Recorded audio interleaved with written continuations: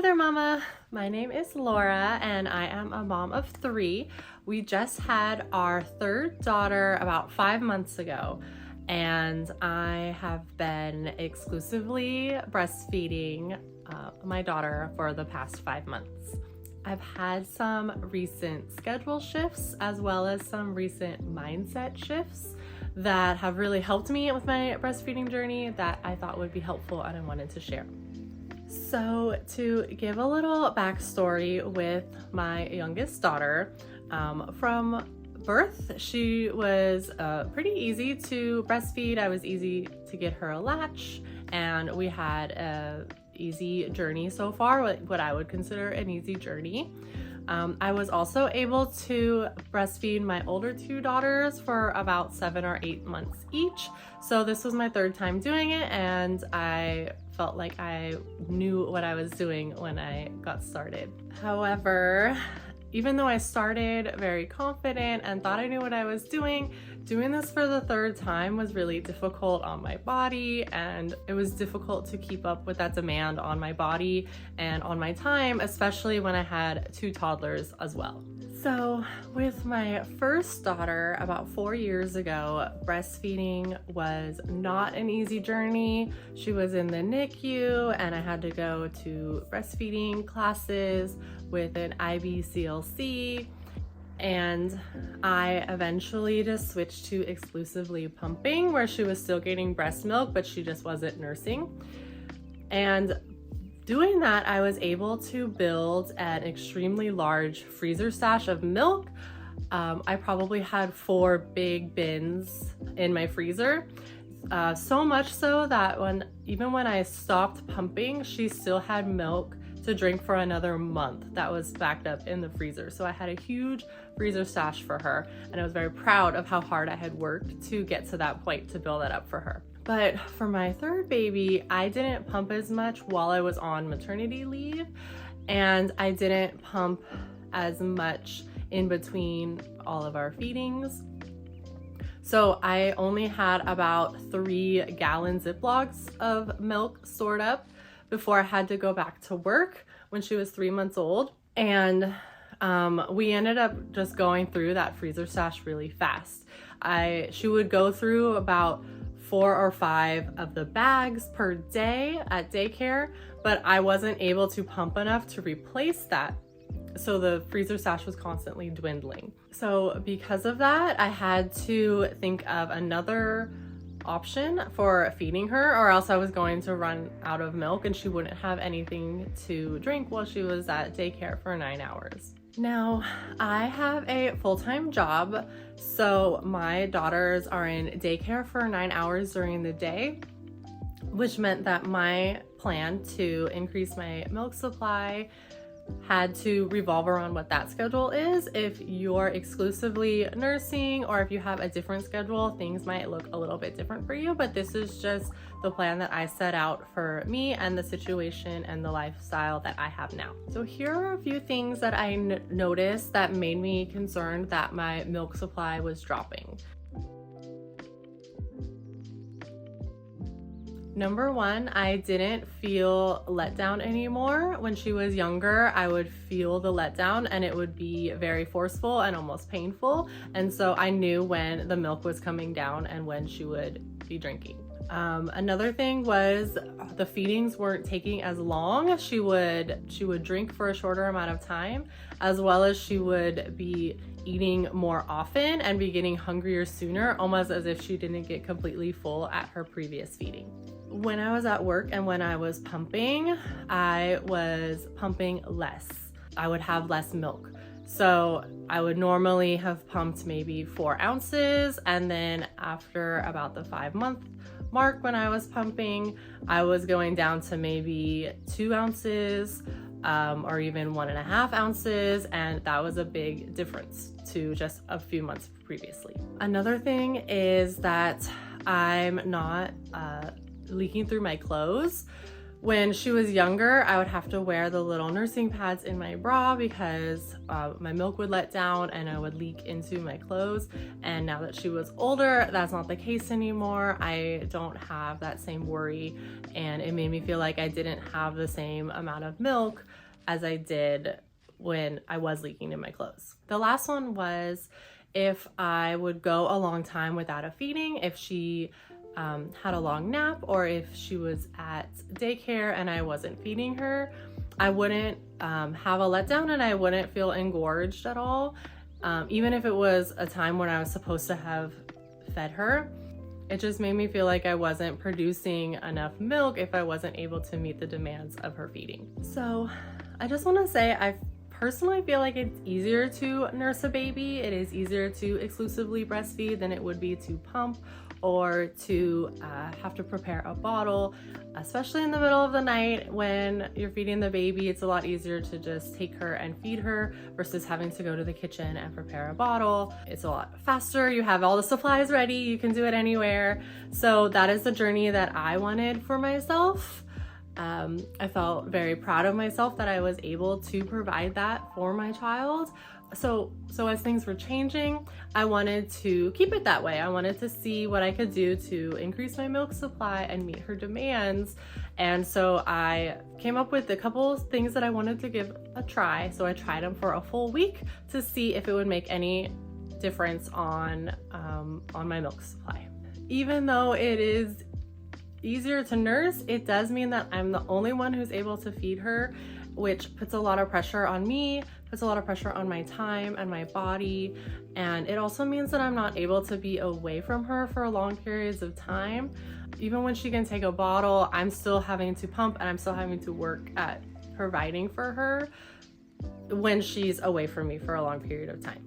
One of the ideas that is recommended if you're exclusively nursing is to nurse on demand while she's cluster feeding, and that would help increase your milk supply. But I also have 2 toddlers, and while that would sometimes be possible if it was early in the morning or late at night, it's not always possible for me to sit on the couch in order to do that for her.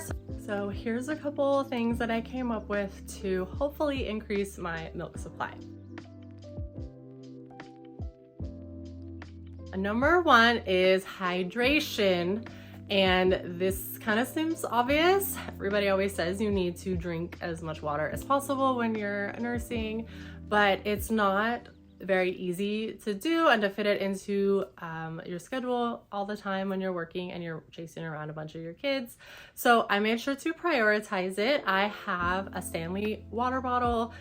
It holds 40 ounces, so I know that if I drink 3 of those a day, then that is enough water for myself. But I also, it gets kind of boring just drinking water all the time, so I also mix in some body armors as well as the pink drinks from Starbucks, which has coconut milk in it, and both of those are very hydrating, and I mix those in as well. So another thing that I did was make what I call Boogie brownies, which is just brownies filled with a bunch of ingredients that are supposedly would help with milk production. Things like flaxseed and oatmeal and coconut milk, as well as collagen peptides and brewer's yeast, all mixed together in a delicious brownie. So I have a recipe that I love, and so I'll link it down below if it's one that you're interested in giving a try. My third thing I did was I found pump flanges that are the right size. The ones that come with, I have the Spectra pump, and the ones that come with them were actually too large, and I got a smaller size, which is what I needed for my body. Another thing I tried is I know that milk is on supply and demand, so the more you remove the milk, the more milk your body makes.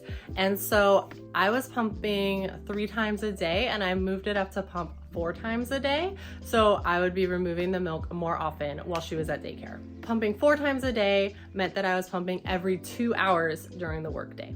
And then the last thing I did was keep my middle of the night feeding. I did some research, and the middle of the night feeding is actually when your milk production's at its highest. And so if you have a feeding, then you're able to make more milk. She's at 5 months old, so it's about half the time she was sleeping a good chunk of the night and half the time she was waking up for that feed. And so I was trying to keep her waking up. I didn't want her to sleep through the night. I wanted her to wake up and have an extra feeding to hopefully get the results I was looking for. Now, there were a few things that were suggested to help with your milk supply, but I was not interested in trying. So 3 things that I did not do was try any additional supplements other than what was in the brownies, like fenugreek or anything like that. I also did not want to power pump, and this is where you did long pumping sessions at different speeds. And then I also did not want to see a lactation consultant, an IBCLC. I've done this before. I did it with my first daughter, but that was not a right fit for this situation. I did want to give it a really good shot, so I tried all of these things for a week, and I feel like some of it helped and some of it didn't. First, hydration is key. I definitely think it helped when I was drinking 3 of my Stanleys a day. It helped with my mood as well. I didn't have as much fatigue. I didn't have as much headaches. And I do think staying hydrated made me feel better and probably did help with producing milk. Second, I am continuing to eat the Boogie brownies. I mean, it's kind of nice to have an excuse to eat a brownie every single day, and they're very tasty. So whether they help or not, I feel like it's a really good way to also increase my daily calories as well.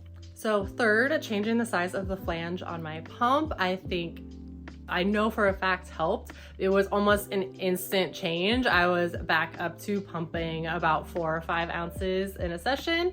And so I could tell that was an immediate change. Whether it was increasing my supply, I don't think so, but it did help me maximize the amount of milk that I was producing. The fourth thing I did was switching to 4 pump sessions throughout the day, and I did not like doing that. I did not like pumping 4 times.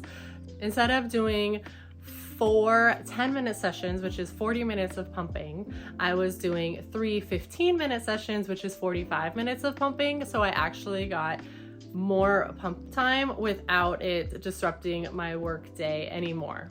Lastly, doing the middle of the night feeding was the hardest thing to maintain because there were often times where she would sleep a good stretch throughout the night, maybe sometime between like 7 to 5 or like 9 to 5 in the morning. And then about half the time she would wake up at about 1 a.m. and then after a feeding, go back to sleep and then sleep until 6. So sometimes we got that 1 a.m. feeding in, a 2 a.m. feeding, and sometimes we didn't. And I did not wake her up if she did not wake up for a feeding on her own. When she woke up, it was nice to have that extra feeding in the middle of the night, which I do think made a difference. After implementing these suggestions, another choice that I made for myself is that I gave myself the grace that it doesn't have to be perfect. It doesn't have to be all or nothing. If I'm not able to exclusively nurse or exclusively feed my baby breast milk, it doesn't mean that I have to 100% feed her formula. And I actually have come up with a 50-50 combo feeding schedule that I am really happy with, and that makes me feel very happy with the decision that I've made. How that works is that when I am with her, I am nursing her, so she gets nursed in the morning and at night and throughout the night if she needs it. And then during the day, she gets bottles, but the bottles that she gets is 50% pumped milk and 50% formula. And she gets that during the day. So then when I pump, I'm able to pump enough for the next day and don't have to pull from my freezer stash every day. And she doesn't have an issue with it. She's still nursing, she's still getting breast milk, but with the addition of a little bit of formula in her bottles, which really takes the pressure off me because I'm not able to pump enough for her bottles the next day. Combo feeding is really a great option, and how awesome is it that we have so many different options and choices for feeding our babies. You know, it's not like we only have one option and that's the only way, and that continues to be the case no matter what age they are. And so I am just embracing that with the phase of life that I am in. Now, having said that and having made that decision, I definitely want to say that this was not a decision that I would have made as a first-time mom, and I know that about myself. I put a lot of pressure on myself to exclusively breastfeed, and even just turning into exclusively nursing was really hard on myself for really no reason, because it was still a very successful feeding journey. It just looked different than the expectations that I had in my mind when I became a mom. Even though exclusively breastfeeding my first daughter and now my third daughter is not the journey that we're on, I tried really hard to make it work and it didn't. And it was so devastating to me as a first-time mom 4 years ago. And I wanted it so bad, to the point where I would sacrifice my mental health for it, where I was pumping as often as I could and thinking about it and worrying about her, and really putting the pressure on myself to be that provider for her when I didn't have to be, when I had all these other options and I had all this other support. And it took longer for me to make that realization and that switch as a first-time mom than it did this time around. And I wish that I had made the switch sooner. If I could go back and tell myself as a first-time mom that it's okay if things don't work out as you expected. Being able to breastfeed is not an indication on how good of a mother you are. It is just one factor among many. If there's one thing that being a parent will teach you, is that everything is out of your control. There's nothing in your control, and you just have to go with the ebbs and flows of motherhood. And this is one of the things that has ebbed in my life. And so I've made adjustments to it in order to ride that wave and to continue on a new path that it has brought me on. You know, at the time I was a first-time mom, thinking about it now, how much that I felt like a failure that I couldn't be, you know, exclusively nursing. It kind of hurts my feelings that I treated myself that way. And I wish that I was a little bit nicer to myself with all of the things that I had done as a mother and all the things that my body had done to bring this baby into the world and to provide for her, that I was kind of mean to myself and beat myself down for a problem that I was able to resolve. And I just wish that I was a little more confident in the decisions that I was making, because whatever decision I made was the right decision for my family. I've learned to be a little bit nicer to myself when I'm in such a vulnerable place in my life. So there are a few ideas that will hopefully help you on your breastfeeding journey. If you would like to increase your milk supply, or if you would like to come up with some other options that you have, if this is something that you're struggling with and have questions about. But I want you to know that whatever journey you're on and whatever choices you make for your family are the right choices that you're making for your family. You should feel confident in your decisions, and you're doing a great job no matter what path you end up on. If you want to make choices to increase your milk supply, you do it. If you want to switch from exclusively nursing to exclusively pumping, you do it. If you want to stop breastfeeding completely and be a formula mama, you go, girl. Whatever you decide, I just want you to feel good about yourself, and remember that the most important thing is that you are happy, and that will expand to your family and everyone else around you. So thank you for watching. If you enjoyed watching this video and you found it helpful, please give it a thumbs up and subscribe if you would like to see more Life of the Troxels. Thanks for watching.